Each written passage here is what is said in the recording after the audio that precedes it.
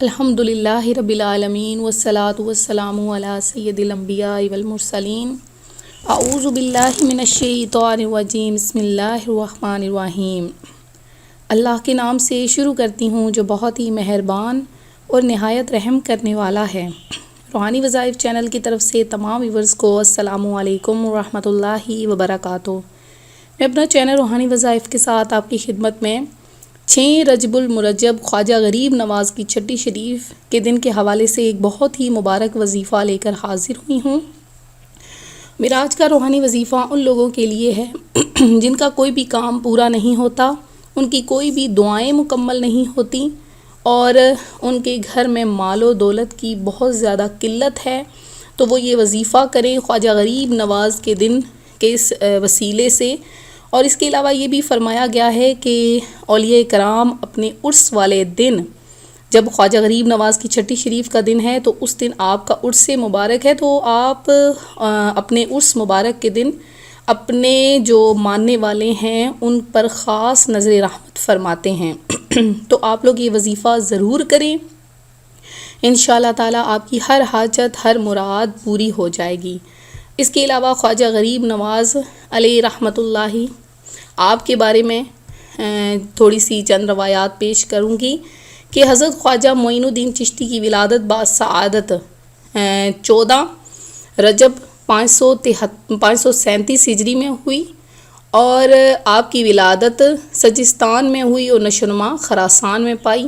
حضرت خواجہ معین الدین چشتی اجمیری بن خواجہ غیاث الدین حسن بن خواجہ کمال الدین بن سید احمد حسین بن سید نجم الدین، آپ کا یہ سب سلسلہ نسب ہے۔ آپ کا یہ سلسلہ نسب حضرت سیدنا علی کرم اللہ الوجہ الکریم تک پہنچتا ہے۔ تو آپ جو ہیں مادری طور پہ اور اس کے علاوہ پدری طور پہ حضرت سیدنا امام حسن و حسین اور سیدنا علی المرتضیٰ سے آپ کا سلسلہ نسب ملتا ہے۔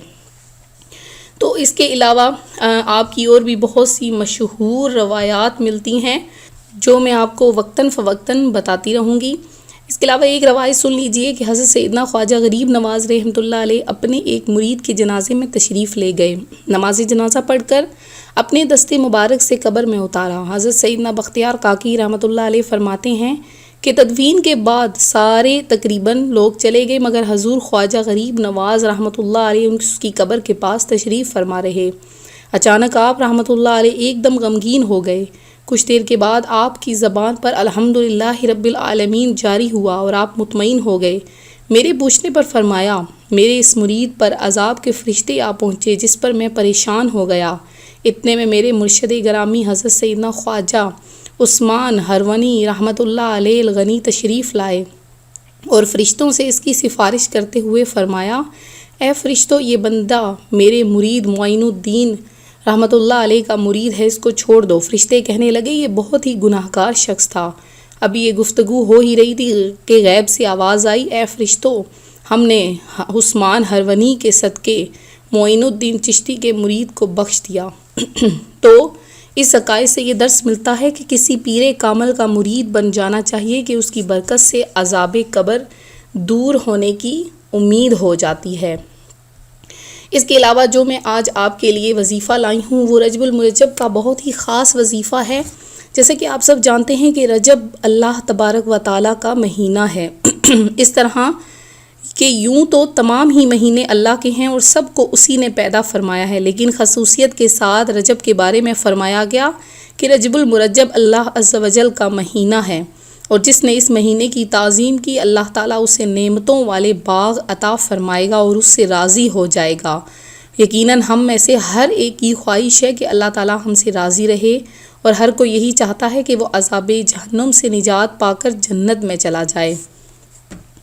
تو آپ لوگ اس مہینے یہ وظیفہ کر لیں، انشاءاللہ تعالیٰ اس وظیفے کی برکت سے آپ کے گھر میں برکت ہو جائے گی اور ہر طرح کی آپ کی جو بھی دعا ہے، جو بھی خواہش ہے وہ پوری ہو جائے گی۔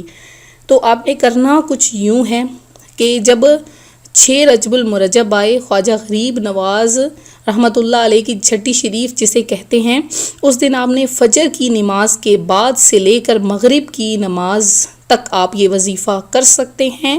تو فجر کی نماز کے بعد آپ نے جائے نماز پر بیٹھ جانا ہے، اور جائے نماز پر بیٹھ کر آپ نے اول آخر 11 مرتبہ درود پاک پڑھنا ہے۔ پھر آپ نے اپنے سامنے کوئی میٹھی چیز رکھ لینی ہے۔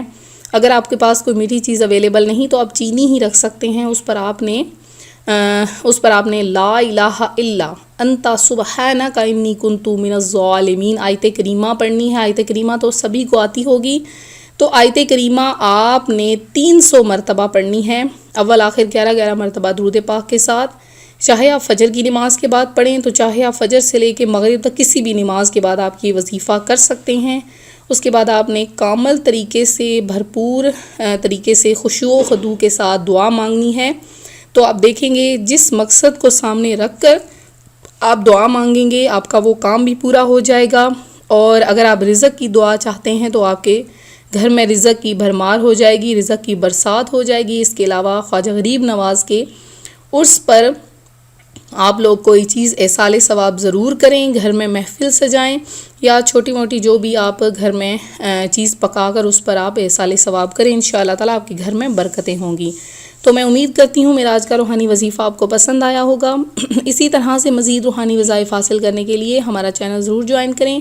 اس کے علاوہ جنہوں نے دعا میں حصہ لینا ہے وہ اپنا نام ہمیں کمنٹ سیشن میں میسج کر دیں، انشاءاللہ ان کے لیے خصوصی دعا کا اہتمام کروایا جائے گا۔ تو ملتے ہیں اگلے وظیفے کے ساتھ، اپنی دعا میں یاد رکھیے گا، اپنا خیال رکھیے گا، فی امان اللہ۔